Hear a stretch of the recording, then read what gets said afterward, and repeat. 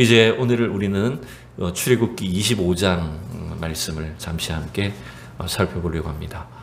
여러분, 이제 우리가 출애굽기를 한 절반 이상 말씀을 살펴봤어요. 40장까지 있으니까 거의 절반 넘게 출애굽기를 살펴봤는데, 크게 보면 출애굽기는 19장 이전까지, 즉 시내산 오기까지의 여정이 앞부분의 내용이었다면, 이제 19장 이후에부터 마지막 40장까지는 전부 다 어디에서 있었던 일이냐 하면 시내산에서 있었던 일이에요.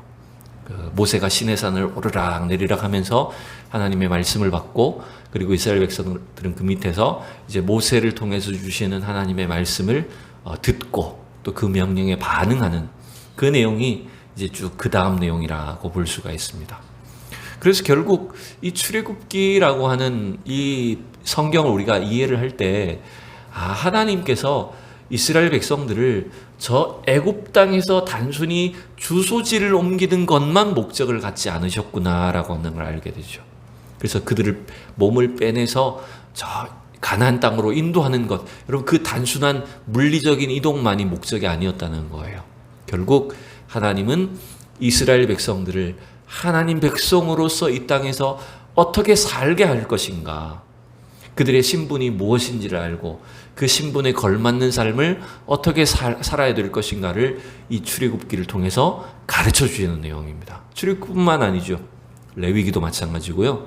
또 신명기의 말씀도 똑같다라고 볼 수 있습니다.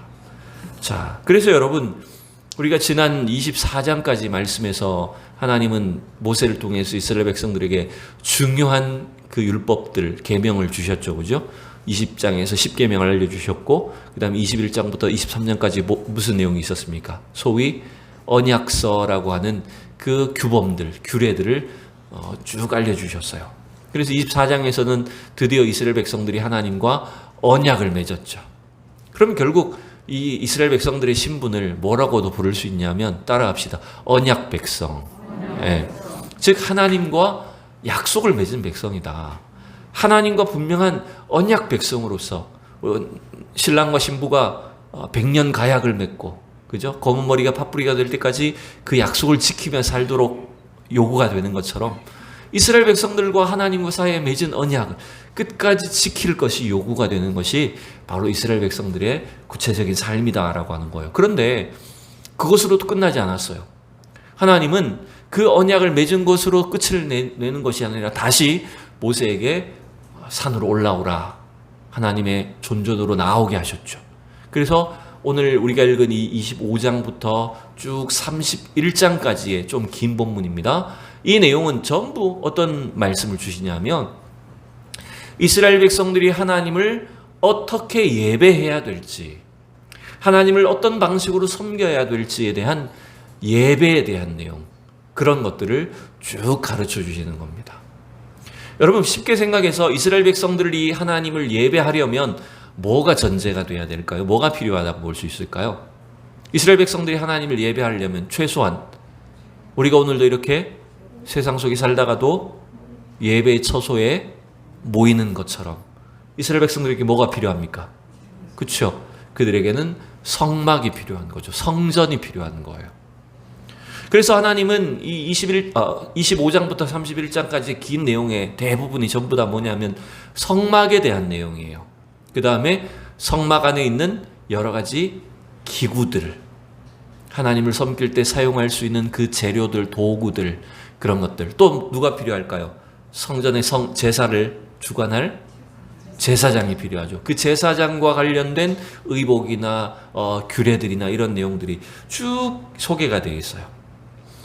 자, 그래서 오늘 본문도 보면 여러분 마지막 9절을 보시면 이렇게 되어 있죠. 9절 읽읍시다. 시작. 물은 내가 내게 보이는 모양대로 장막을 짓고 기구들도 그 모양을 따라 지을지니라. 즉 25장부터 31장까지의 긴 내용이 사실은 이 명령인 거예요. 또 40절에도 이런 구절이 있어요. 40절 읽어봅시다. 시작. 너는 삼가 이 산에서 내게 보인 양식대로 할지니라. 하나님께서 구체적인 모양과 식양, 양식을 일러주시면서 그 명령대로 이스라엘 백성들이 이제 성막을 만들고 기구들, 재료들, 이런 것들을 제작하는 내용. 그럼 그게 그 다음 이제 출애굽기 40장까지의 그 뒷부분이다라고 이렇게 볼 수 있는 거죠. 그러니까 출애굽기는요 19장부터 40장까지 긴 내용이 시내산에서 있었던 일들인 거예요. 근데 그게 이렇게 생각될 수도 있어요. 여러분이 개인적으로 성경을 읽다 보면 이런 내용들이 자칫 어떤 성경 읽을 때 어떤 마음이 드냐면 참 지루하다 이런 생각이 들어요. 그죠? 무슨 사건 중심이 아니라 인물이나 사건이 어떻게 일어났다 이러면 덜 지루한데 계속 뭐 조각목으로 뭐 몇 규빗으로 뭘 어떻게 만들고 어떻게 하고 계속 그런 내용들이 반복되다 보니까 아우 참 성경 읽으면서 이거 언제 끝나나 참 지루하다. 왜냐하면 이게 오늘날 우리의 신앙과 무슨 관련이 있지? 그 의미들을 잘 모르기 때문에 그렇습니다. 여러분 물론 우리가 오늘날 이 구약의 율법이나 혹은 계명들이 문자적으로 우리가 지켜야 될 내용은 아니에요. 그죠? 그렇지만 그 율법의 조항 속에 혹은 이 이스라엘 백성들의 성전이나 성막과 관련된 이 규례들이 가르침들이 어떤 의도와 목적을 갖고 있는가라고 하는 것들을 우리가 발견할 줄 알아야 돼요. 그게 오늘 우리의 신앙에 대한 우리의 예배에 대한 하나님의 명령이 된다는 것입니다. 그래서 여러분이 성막에 대한 말씀들을 전부 다 자세하게 다룰 수는 없겠지만 중요한 부분들을 앞으로 조금씩 살펴보면서 이제 말씀을 우리가 살펴보도록 하겠습니다. 자, 오늘 이제 1절, 2절을 보면 하나님 이제 모세를 통해서 이런 예물을 드리라라고 하는 명령으로 시작을 합니다. 우리 1절, 2절을 다시 한번 읽어봅시다. 시작. 여호와께서 모세에게 말씀하여 이르시되 이스라엘 자손에게 명령하여 내게 예물을 가져오라 하고 기쁜 마음으로 내는 자는 내게 바치는 모든 것을 너희는 받을지어다. 아멘. 여호와 하나님이 모세에게 이스라엘 백성으로 하여금 이제 예물을 드리도록 명령하고 있습니다. 여러분 그런데 이제 이후에 보면 알겠지만 어떤 예물이죠? 이 예물들은 뭘 위한 예물이죠? 그렇죠? 성막을 지을 성소를 위한 예물들이라는 걸 이제 알 수 있습니다. 그런데 일단 2절에서 분명히 물론 이 당시에 그 시기에 주신 말씀이긴 하지만 예물을 드릴 때 우리가 어떤 자세를 통해서 하나님께 드려야 될지에 대한 가르침이 나타납니다. 어떻게 드려야 된다고요? 기쁜 마음으로 드려야 된다. 여러분 이건 굉장히 중요한 겁니다. 성경에 밑줄을 쫙 치셔야 돼요. 이런 거는. 기쁜 마음으로 드려야 된다. 억지로 하거나 인색함으로 하지 말고 자원함으로 해야 된다.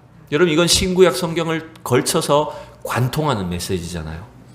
그래서 이 원리는 오늘날 우리의 예배와 우리의 헌금이나 헌신에도 그대로 적용돼야 될 말씀인 겁니다. 여러분 한 가지 질문 드려볼까요? 십계명은 율법입니까? 율법이 아닙니까? 아니 십계명이래요. 죄송합니다. 11조는 제가 오늘 더위를 먹었는지 정신이 없네요. 11조는 율법입니까? 율법이 아닐까요? 네, 의견이 지금 분분합니다. 물론 11조가 율법의 조항 속에 이스라엘 백성들이 성전에 11조를 바치고 그 11조를 어떻게 사용하고 하는 식의 내용이 분명히 기록되어 있습니다. 그죠? 그런데 우리는 11조를 오늘날 11조를 율법적으로 지키지 않습니다. 그거 왜 그럴까요? 여러분 11조가 성경에서 가장 먼저 기록된 것이 언제였을까요? 언제 11조가 처음 등장하죠? 성경 말씀에서? 아브라함이 야곱 전에 야곱이 11조를 바치겠습니다 하기 전에 이미 아브라함 때에 조카 롯을 구하기 위해서 그 연합군과 전쟁에 나갔잖아요. 아브라함이. 그래서 그 전투에서 승리하고 돌아오면서 전리품들을 가지고 돌아올 때 그 당시의 제사장, 대제사장이 누구? 멜기세덱이라고 하는 대제사장에게 아브라함이 11조를 드렸어요. 근데 그게 제사장에게 준 게 아니라 사실 누구한테 드린 겁니까? 하나님께 드린 거였어요. 그러면 그때 율법이 있기 전입니까? 있은 후입니까? 있기 전이잖아요. 이 시내산 율법이 주어지기 한참 수백 년 전에 이미 아브라함은 하나님께 11조를 드렸다는 거예요. 근데 여러분 왜 드렸을까요? 무슨 세금 바친 걸까요? 10분의 1만큼 너 이 통행세로 내고 지나가라 이런 의미였나요? 전혀 그런 게 아니었잖아요. 바로 그 11조는요. 나를 구원해 주신, 나를 지켜주시고 구원해 주신 하나님의 은혜에 대한 철저한 감사의 고백이었어요. 하나님께 대한 믿음과 찬송과 감사의 고백이었어요. 그러니 그 11조를 사실은 하나님이 얼마나 기쁘게 받으셨을까요? 여러분, 오늘날 우리가 드리는 11조도 단순히 율법적인 명령으로 생각하면 안 됩니다. 혹은 이게 자꾸 지나치게 되면 오늘날 젊은 사람들은 일부 목회자들은요, 구약의 그 11조는 율법의 명령이지 더 이상 복음 안에서 우리가 율법으로 자유한 우리는 11조를 낼 필요가 없다, 이런 식으로 잘못 가르칩니다. 11조는 율법이 아니죠. 11조는 하나님께 대한 우리의 믿음과 감사와 찬양의 고백인 거예요. 여러분, 그래서 그 11조를 통해서 우리가 진정으로 하나님을 섬기는 참된 기쁨과 은혜를 누리게 되는 것입니다, 여러분. 여러분, 오늘 이 예물도 마찬가지인 거예요. 하나님이 지금 이스라엘 백성들에게 예물을, 성막을 위한 예물을 바치라고 했을 때 무슨 세금 떼듯이 바치라고 한 것도 아니었어요. 그죠? 강제적으로 징수하게 한 것도 아니었어요. 어떻게 하라고요? 기쁜 마음으로 내는 자는 이라고 했잖아요. 하나님의 교회를 위해, 성막을 위해서 이스라엘 백성들이 기쁜 마음으로 하나님을 섬길 때 그 예물을 통해서 하나님은 위대한 역사를 이루어 주신다는 거예요. 자, 그럼 이제 이 예물들은 어떤 종류가 있습니까? 예물들의 종류는 뭐죠? 이걸 다 읽을 필요가 없어요. 대략 살펴보면 금과 은과 놋과, 그 다음에 천을 짤 수 있는 청색, 자색, 홍색 실, 배실, 그 다음에 가죽 종류, 털, 가죽 종류, 그 다음에 뭡니까? 기름 종류, 등유와 간유에 드는 향료, 향을 만들 수 있는 향품, 그 다음에 제일 마지막에 7절에는 보석 종류, 이런 것들을 쭉, 그렇게 많지도 않아요. 이런 것들을 쭉 소개를 하면서 이제 하나님 앞에 이런 것들을 기쁨으로 드리라 라고 말하고 있죠. 여러분, 이러한 재료들은 자세하게 살펴보면 한도 끝도 없습니다만은 일단 대략적으로 보면 이런 거죠. 일단 성전, 이 당시에 성막을 짓는 재료들은 뭐였냐면 천막이었잖아요. 그죠? 건물이 아니라 천막으로 된, 텐트로 되어 있는 것들이었기 때문에 그 텐트의 재료들인 거죠, 대부분 다. 그 다음에 그 성막 안에 들어갈 각종 기구들을 만드는 나무나 또 금이나 은이나 금속 종류들, 또 그 다음 뭡니까? 그 성전에 바칠 분향할 재료들, 향품들, 기름들, 그 다음에 이 제사장의 의복에 들어갈 보석들, 이런 재료들, 이런 것들이 쭉 이제 일단 기본적으로 소개를 한 겁니다. 이제 이후에 31장까지는 좀 더 자세하게 이런 재료들을 어떻게 사용해서 성막을 만들고 기구들을 만들지를 쭉 소개를 하고 있어요. 자, 여기서 한 가지 또 질문을 드려보죠. 제가 서두에도 조금은 언급하긴 했지만 이런 질문을 자꾸 우리는 해볼 필요가 있어요. 아니, 하나님, 지금 이스라엘 백성들이 이제 애굽 땅에서 출발한 지 아직 1년도 되지 않았는데 성막을 만드는 게 그렇게 중요할까요? 그렇게 긴급한 일일까? 그죠? 그리고 지금 이 이스라엘 백성들이 위치하고 있는 이 광야는 굉장히 척박한 땅이잖아요.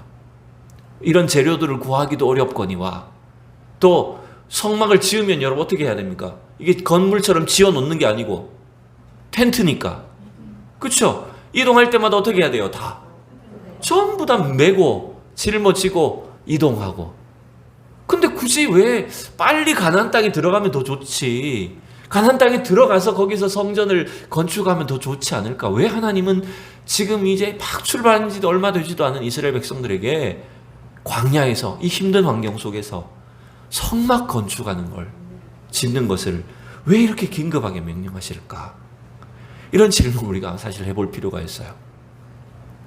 그 근원적인 이유를 사실 오늘 말씀에서 우리는 찾아봐야 됩니다. 그 이유가 바로 저는 8절에 있다고 생각해요. 8절 같이 읽어봅시다. 시작. 내가 그들 중에 거할 성소를 그들이 나를 위하여 짓되. 자, 여기서 하나님이 거하실 성소, 즉 이스라엘 백성들이 광야에서 머무는 광야를 이동하는 동안 그들이 비록 힘들게 만들고 짊어지고 다녀야 될 텐트였지만 그 성막을 만들어야 될 이유가 뭐라고요? 그 성막에 누가 거하신다고요? 하나님이 거하시겠다는 거예요. 특별히 단순히 하나님이 그 텐트 건물 안에만 거하신다는 게 아니라 어디에 거하시겠다고요? 내가 누구 중에? 그들이 누구예요, 여러분? 이스라엘 백성을 말하는 거예요. 우리가 오해하면 안 되는 것이 하나님이 지금 성막을 짓는다고 해서 혹은 솔로몬 이후에 성전을 건축한다고 해서 그 텐트나 건물 안에만 거하시겠다는 게 아니었어요. 그죠? 하나님 무슨 집이 필요하신 분이 아니잖아요. 하나님이 주무실 방이 필요한 게 아니었잖아요. 하나님 그 성막이나 성전을 통해서 어떤 의미를 갖고 계시다는 겁니까? 이스라엘 백성들 중에 함께 하시겠다라고 말씀하시는 거예요. 그 목적이 바로 이스라엘 백성들에게 이 성막을 짓도록 하나님이 가르쳐주시는 방식대로 성막을, 성벽을, 성전을 건축하도록 명령하시는 내용이었어요. 여러분 따라합시다. 하나님은 우리와 함께 하기를 원하신다. 믿습니까? 여러분 이 말씀이 분명히 우리에게 가르쳐주고 있어요. 하나님 어떤 분이시냐 하면 우리 가운데 거하시는 분이시다. 우리와 함께 하기를 원하시는 분이시다. 여러분 이 성전은요 사실은 광야에서 지금 성막으로부터 출발했지만 이제 이 개념은 계속해서 발전해서 그 다음에 어디로 이어집니까? 다윗이 준비하고 그 아들 솔로몬이 뭘 지어요? 예루살렘 성전을 건축을 하죠. 예루살렘 성전을 건축해서 그 성전을 통해서 하나님은 이스라엘 백성들에게 복을 주시고 그 성전에 나오는 자들이 예배를 받으시고 이스라엘 백성들을 다스리시겠다는 영적인 축복들을 주셨어요. 근데 문제는 솔로몬 이후에 어떻게 타락합니까? 하나님이 임재하셔야 될, 하나님만 섬겨야 될 그 성전에 무슨 일들이 벌어지죠? 온갖 우상들이 들어오게 되죠. 심지어는 성전 뜰 안에서 공공연하게 우상들을 막 숭배하는 일들이 생겨납니다. 그래서 하나님 그 죄악을 내버려 두실 수 없어서 어떻게 합니까? 722년에 북이스라엘이 멸망하고 586년에 남유다가 바벨론에 의해서 멸망합니다. 근데 그냥 멸망하지 않았어요. 성전이 어떻게 됐을까요? 바벨론 군사에 의해서 성전이 파괴됩니다. 성전이 불에 타버리고요. 그 하나님을 섬기던 재료들, 도구들 다 빼앗겨버립니다. 포로로 잡혀가면서 다 빼앗겨버립니다. 그렇게 황폐화되었던 성전이 겨우 70년 후에 이 고레스 칙령에 의해서 다시 스룹바벨이나 학개나 스가랴 이런 사람들이 돌아와서 겨우겨우 힘들게 성전을 재건을 합니다. 초라한 성전이었지만 겨우 성전을 재건해요. 그게 스룹바벨 성전이라고 우리는 불러요. 역사 속에서. 근데 그 성전도 그렇게 오래가지 못해요. 이제 나중에 시간이 흐르고 나면요. 이제 그 성전도 그리스 제국에 의해서 점령당하고 로마 제국에 의해서 짓밟혀서 그 성전도 사실은 제 기능을 발휘하지 못하다가 예수님 태어나시기 전에 헤롯 왕이, 우리가 신약 성경에 나오죠. 그 헤롯 대왕이요. 자기를 기념하기 위해서 그 예루살렘 성전을 짓습니다. 그래서 예수님 당시에 이 성전이 돌 위에 돌 하나도 남지 않고 무너져 내릴 것이다 라고 했던 그 성전이 누구 성전이냐면 헤롯 성전이었어요. 그래서 그 예수님의 예언대로 그 성전 건물로서 지어졌던 성전이지만 제대로 하나님을 섬기지 못했던, 하나님의 임재가 사라졌던 그 헤롯 성전이 어떻게 될까요? AD 70년경에 로마 제국에 의해서 완전히 무너져 버립니다. 그래서 지금 우리가 지금 저기 예루살렘에 가보면, 권사님 예루살렘 가보셨나요? 가보셨죠? 네, 가보면 거기 겨우 일부분 남아있는 그 통곡의 벽 이런 부분은 뭐냐면 무너지고 남은 헤롯 성전이 무너지고 남은 일부분밖에 없는 거예요. 네. 그러니까 솔로몬 성전이나 스룹바벨 성전은 겨우 흔적들밖에 없는 것이고 헤롯 성전의 성벽만, 그 성전의 벽만 일부분 남아있는 거예요. 그리고 그 성전 자리에 뭐가 서 있는지 아십니까? 우리가 왜 사진에 보면 번쩍번쩍 빛나는 황금 돔 사원 있잖아요. 그건 이제 이슬람 사람들이 들어와가지고 거기에 이제 마호멧이 뭔가 계시를 받은 장소다. 이렇게 해가지고 거기다 이제 저걸 지어버린 거예요. 자기들 사원을 지어버린 거예요. 이슬람 사원을. 그러니까 이게 거기가 아주 웃기는 장소가 돼버린 게 그 가로 세로 이 평방 한 1km 정도밖에 안 되는 그 아주 그 예루살렘의 내부 그 모습인데요. 그 이너시티가 아주 좁아요. 근데 거기를 4등분해서 지키고 있어요. 살고 있어요. 한쪽은 이슬람 사람들이 4분의 1은 이슬람 사람이 있고 4분의 1은 유대인들이 있고 4분의 1은 그 아르메니안 기독교인들이 지키고 있고 4분의 1은 또 우리 크리스찬들, 주로 가톨릭이겠죠? 여기서 지키고 있어요.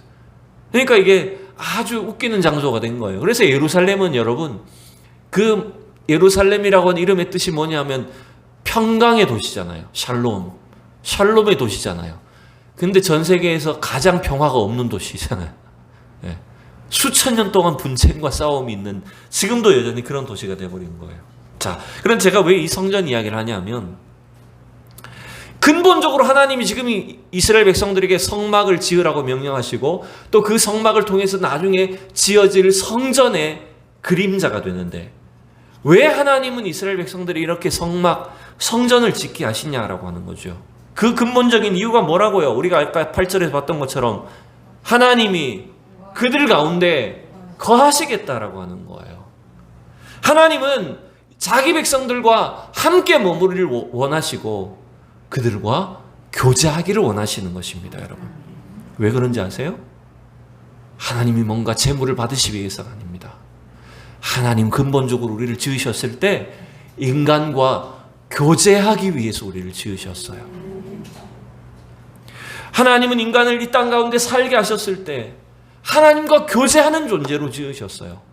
그래서 여러분, 이 성전의 원형은 어디까지 거슬러 올라갈 수 있냐면 에덴 동산까지 거슬러 올라갑니다.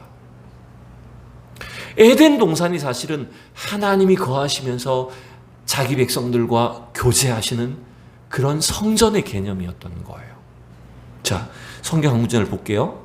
창세기 3장 8절 같이 읽어봅시다. 시작. 그들이 그날 바람이 불 때 동산에 거니시는 여호와 하나님의 소리를 듣고 아담과 그의 아내가 여호와 하나님의 낯을 피하여 동산 나무 사이에 숨은지라. 아멘. 추우시면 요거 선풍기를 끄세요. 바람이 차가우니까.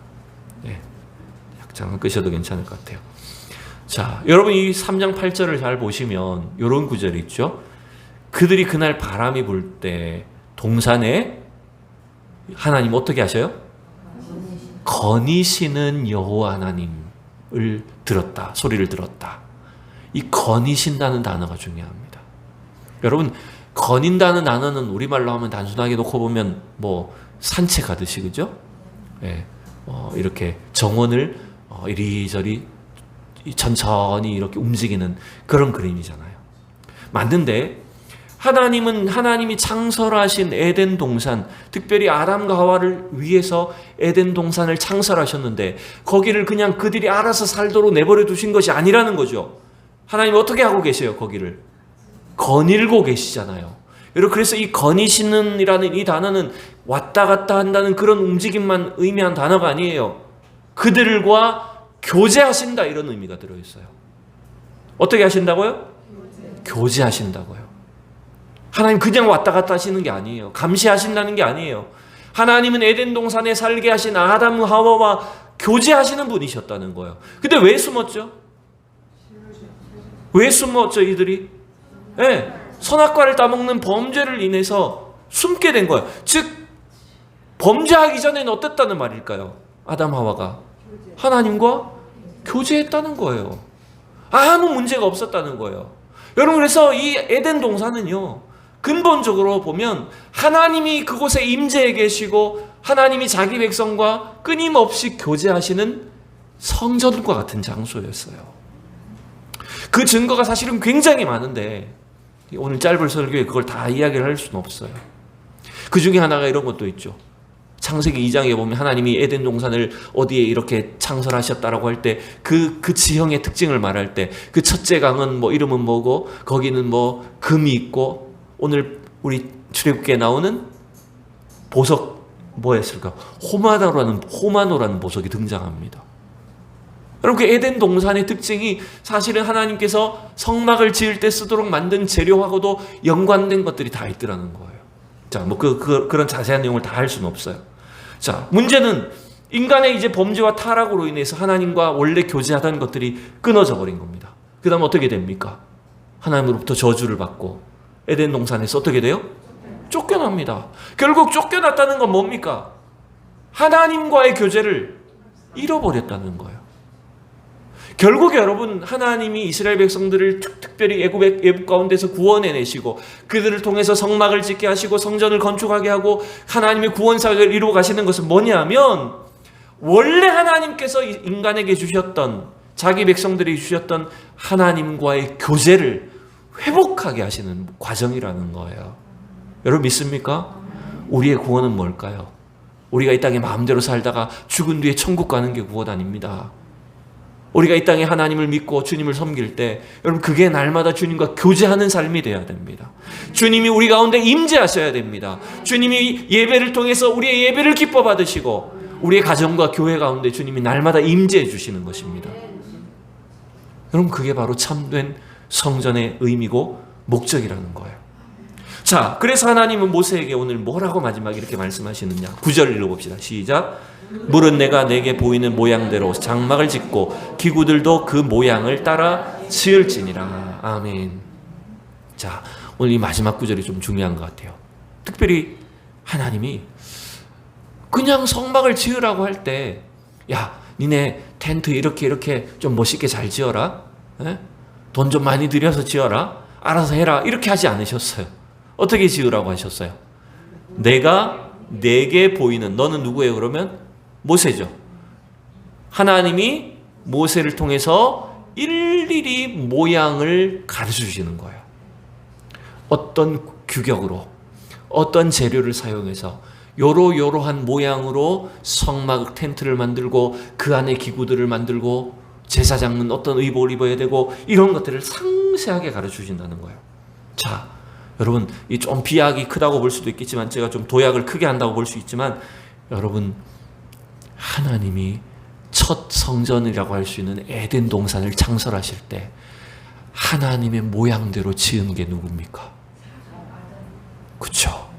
놀랍게도 창세기 1장 26절부터 8절 사이에 보면 몇 번이나 걸쳐서 하나님은 우리의 모양대로 우리가 사람을 만들자, 즉 하나님의 모양대로 하나님의 형상대로 만들어진 그 성전, 어떻게 보면 에덴 동산이라고 하는 첫 성전의 재료가 누굽니까? 놀랍게도 사람이에요. 하나님의 모양대로 만들어진 성전 재료는요, 사람이에요. 그렇다고 놓고 보면 오늘 여기서 하나님이 가르쳐주시는 모양대로 성막을 만들어라, 성전을 지어라라고 할 때 결국 이 모양대로 갖추어지고 만들어져야 될 재료들은 누구냐 하면 우리 사람이라는 겁니다. 이스라엘 백성들 자신이라는 걸 우리가 알 수 있어요. 여러분, 그래서요, 참된 성전은 단순히 이 지상에 세워지는 건물이 아니에요. 제가 쭉 짧지만 간략하게 설명해 볼게요. 구약의 이 성막과 구약 시대의 성전은요, 장차 오실 메시아의 그림자입니다. 그래서 이 땅에 오신 예수 그리스도, 메시아로 오신 예수님은요, 성전으로 오신 거예요, 여러분. 하나님의 성전으로 주님이 이 땅에 오신 거예요. 왜 그렇죠? 예수님 안에는 하나님과의 완전한 교통이 있잖아요. 하나님의 완전한 임재가 예수님 안에 있잖아요. 그러니 예수님 자신이 사실은 이 땅에 오신 성전입니다, 여러분. 믿습니까? 그러기에 예루살렘 성전이 아무리 크고 화려해도 소용이 없다는 거예요. 바리새인들은 이 땅에 오신 예수님이 율법 안 지킨다고, 안식일을 지키지 않는다고 막 비방하지만 사실은 예수님 자기 스스로 뭐라고 하셨을까요? 성전보다 크신 이가 여기 있다. 건물로서 온 성전은 그냥 하나의 그림자일 뿐이고 진짜 성전으로 오신 분이 예수님이시다라고 하는 걸 알려주시는 거예요. 근데 그 성전이신 예수님이 어떻게 하셨을까요? 십자가에 달려 죽으심으로 인해서 성전이신 예수님 자기의 살과 피를 다 나누셨어요. 누구에게 주셨습니까? 예수 믿는 자들에게 성전의 조각들을 사실은 다 나눠주신 거예요. 그러면 이제 어떻게 될까요? 누가 성전이 되는 걸까요? 놀랍게도 예수 그리스도를 믿는 자, 예수 그리스도를 영접하여 하나님 자녀로 살고 있는 모든 성도가 성전으로 부름받은 것입니다, 여러분. 즉 이건 제 얘기가 아니죠. 바울이 이걸 분명하게 설명했죠. 고린도전서 3장 16절 읽어봅시다. 시작. 너희가 하나님의 성전인 것과 하나님의 성령이 너희 안에 거하시는 것을 알지 못하느냐. 아멘. 바울은 정확하게 예수 믿는 자들이 성전이라고, 성령이 거하시는 전이라고 우리에게 분명하게 가르쳐주고 있습니다. 여러분 결국 오늘 이 출애굽기의 말씀을 우리의 신앙에 비추어서 보면 모세를 통해서 하나님 이스라엘 백성들에게 이러한 예물들, 성막을 지을 예물들을 드리도록 하셨어요. 결국 하나님께 드려져야 될, 성전으로 지어져야 될 예물들은 누구입니까? 우리 자신들이에요. 저와 여러분이 하나님의 나라, 하나님이 거하실 성전을 짓는, 이미 성전일 뿐만 아니라 더 큰 성전으로 지어져 갈 재료들로 부름받은 줄로 믿습니다. 어떤 분은 금이고 어떤 분은 은이고 어떤 분은 노실 수도 있고요. 다양한 재료들일 수 있지만 우리가 전부 다 하나님께 드려져야 될 참 성전의 재료로 지어져야 될 성전의 일부분들이라는 거예요. 여러분 이걸 기억해야 됩니다. 나는 주님께 드려져야 될 재물이다, 재료다, 성전의 재료다. 여러분 이 사실을 기억하셔야 돼요. 마지막으로 한 번만 더 살펴보면 에베소서에서 바울이 또 이걸 이렇게 설명합니다. 2장 20절부터 읽어볼게요. 시작. 너희는 사도들과 선지자들을 위해 터 위에 세우심을 입은 자라.